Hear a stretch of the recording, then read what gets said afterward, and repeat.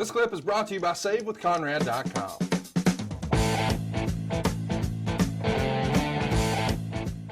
Well, now it's time for our main event.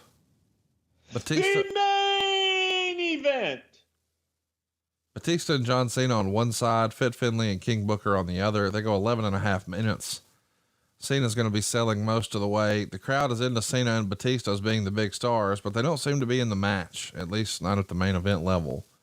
It was fine with Cena selling, but then he made the hot tag to Batista. Batista was messing up moves all over the place. He and Booker just can't work a good match together. Batista was working to the finish, but botched another spot. Finlay then hit Batista in the knee with a chair, apparently figuring he could sell and then go back to where they were supposed to be doing. Batista figured it was time for the finish, so he ignored that his knee was hit with a chair and used a spine buster. And Batista bomb on Booker for the pin. 1.25 stars. What's going on with Batista not being able to work with Booker and Finlay, do you think? I just think that it was a clash of styles more than anything. And some guys can make beautiful music together and other guys can't. And I think that when it came to Booker and Batista, that there was a mental block there that they didn't have the chemistry. Do you think they just didn't had to work a certain way with Fit? Do you think they weren't trusting of each other?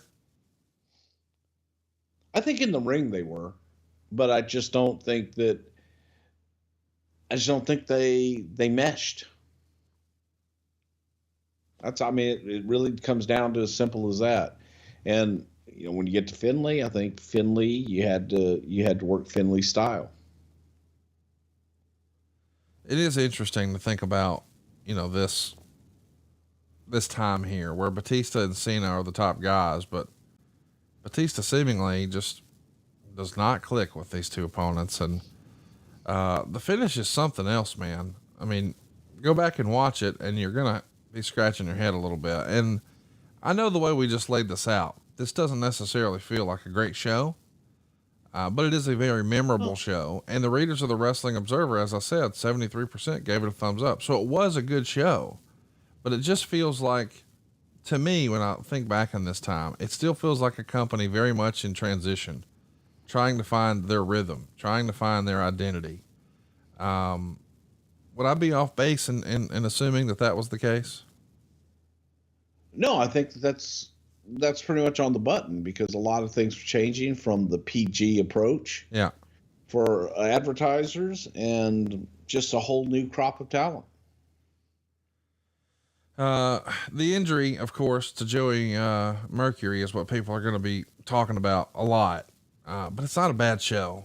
And I mean, I still think I land on thumbs up. There's some good wrestling in here. We talked about Benoit's match and how much we enjoyed that. And the same thing with Hurricane's match. And then the spectacle of the ladder match, the spectacle of the Inferno match, as silly as it is.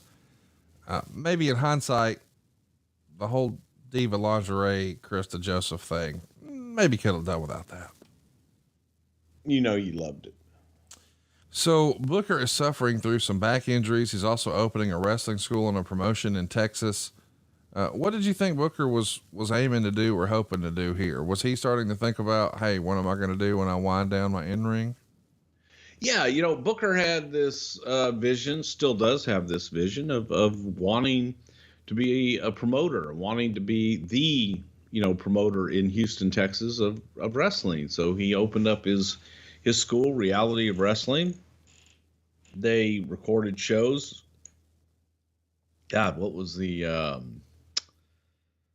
that doesn't matter, but he used to shoot TV at the Clear Lake Civic Center or something like that, and he would record it and put shows together and put them out there wherever the hell he could. But Book had a school. Book had a good little school, still does. Book has a great school, and still doing TV to this day, and keeps growing Reality of Wrestling, and they're doing a hell of a job. And that was Book's dream. But Book at this time, I think the injury bug was getting to him, and just sore and tired.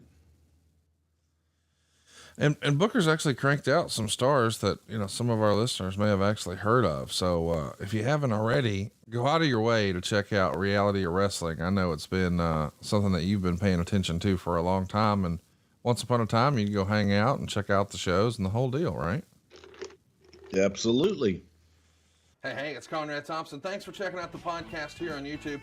Be sure to hit the subscribe button and the notifications bell so you get a notice anytime we upload some new content.